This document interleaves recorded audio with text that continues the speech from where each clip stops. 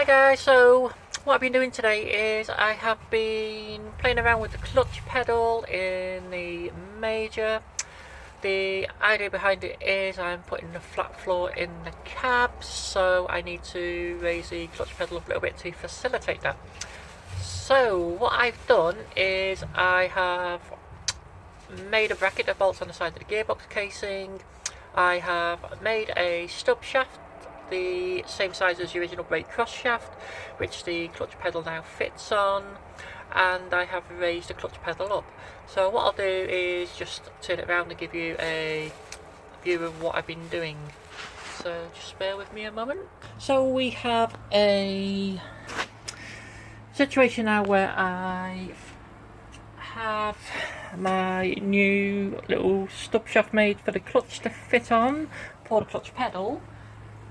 I have installed the pedal and the linkage assembly back onto where it should be, just loosely. I've got two spring balances next to each other, and what I'm going to do is just get my little camera mount, make things a bit more steady for you guys. Hopefully make things a bit easier for myself too. So I'm going to pop that on there, and what I'm going to do is see how much pressure it actually takes to operate the clutch. So it's already in the first stage, and I've got two spring balances on there and they're doubled up, so whatever's shown on the gauge we need to actually divide that then by, sorry, times that by 2. I can try it down with my foot, but it's a bit hard to actually get it to where I want it with my foot, and that's going to get in the way. So we can move it around there a little bit. Is that any better? Okay, so as we can see, to pull the clutch down, we actually need, and that's about as far as it goes there. So we need about 45 kilos of force just to pull the clutch down. So we now have a base figure to reference from, so that's 45 kilos approximately. When we reposition the clutch, we can see if that makes it any easier.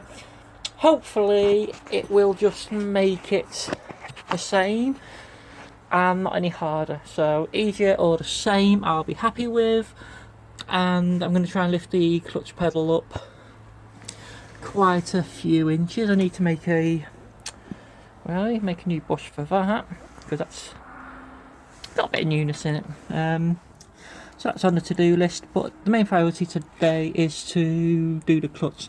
So my plan is to make a bracket to install on here somewhere, probably just going to be a bit of angle iron, so I can drill it on there. I can put a slide in it to facilitate moving the clutch pedal up and down. If I use just the 2 holes for now, I've also got the option then potentially of turning the pedal and pushing it forward, but I do need to be very conscious of the fact that the steering arm's there. Because we're lifting it up, obviously then the throw's not going to be as great, so we do have a little bit more clearance because the pedal's going to be higher. If that all fails, and it might well yet, we're going to be going for a pedal box which will fit in here, and then we're going to have an underslung pedal, conventional modern tractor setup. Going to run hydraulic cylinders on it, because that's probably the easiest way of getting around things at the moment, because the linkage has just been too complicated, and with all the bell cranks and stuff it's going to take too much effort to actually depress the pedal. So we do have room, we have options. One of the options is put slave cylinder down in here, directly acting on that. Or we have the option we can put slave cylinder down in here. I am looking at the option of either going servo assisted with vacuum or using air assisted which will mean I need to install an electric compressor and a small air reservoir. But because I'm going with a turbo on the engine, I'm going to lose engine vacuum unless I make it SSC, which I probably will, because it means the turbo is going to spool up a little bit quicker because it'll be running in vacuum when the throttle is released. And my only other option, if not, is to go for a mechanical, electrical, or alternator with a vacuum pump on the back.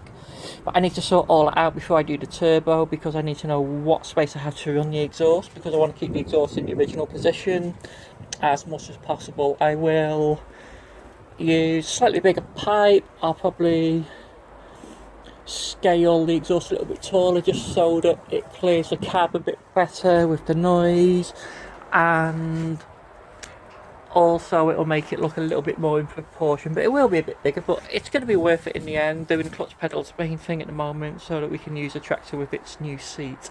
So I'm going to have a little play about with that. I'm going to get some angle iron drill to fit on here. I'm going to put a slot in it so I can lift the pedal up and down. I'm potentially going to see what it's like in the same vertical, the same forward and back axis, so just lift it straight up at the moment and see what that does.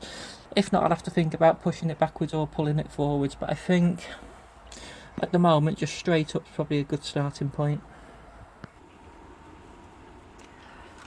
Okay, so down there is the bracket for the clutch pedal. Not too sure if you can see it from here, but anyway, the cab floor is pretty much just probably about an inch under the top of the gearbox flange. It's, yeah, maybe 2 inches under the top of the flange, maybe an inch below the actual top of the gearbox itself. Now, I've just G-clamped a piece of metal in at the moment, just to make sure that the clutch pedal works and it doesn't catch. And it's going to go down, it's going to miss the pedal, it's above the cab floor still, so I can get a plate in there. And yeah, that's as far as I've got really. It actually sits on that bracket, which is quite good because I can use that as a support. I will, after that, then be able to make a little piece just to cover the tunnel here maybe. I don't really think there's going to be any benefit from covering the tunnel. There might be, I don't know, there might be. It might keep a little bit of the gearbox noise down a bit, but I'm literally covering a 16-inch piece. It's going to run into problems because unless I actually fix it to the seat base to cover all the hydraulics in, as you can see there, I've literally had to bring it up here, have it run under the seat there, and then I can have it come down the side. It will cover all the hydraulics in quite nicely.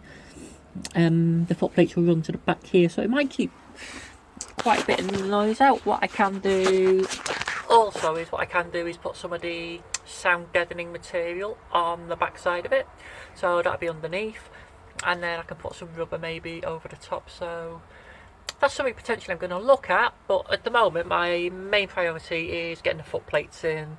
So I'm going to take the clutch bracket off now, weld some gussets into it, weld the stub shaft on because it's only held on with a 12mm bolt at the moment for testing purposes, and then once that is all done I'll bolt it all up properly, grease it all ready, and then it'll be ready for painting at a later stage. But I will then go on to doing the foot plate, so I'll cut that out and then we'll start putting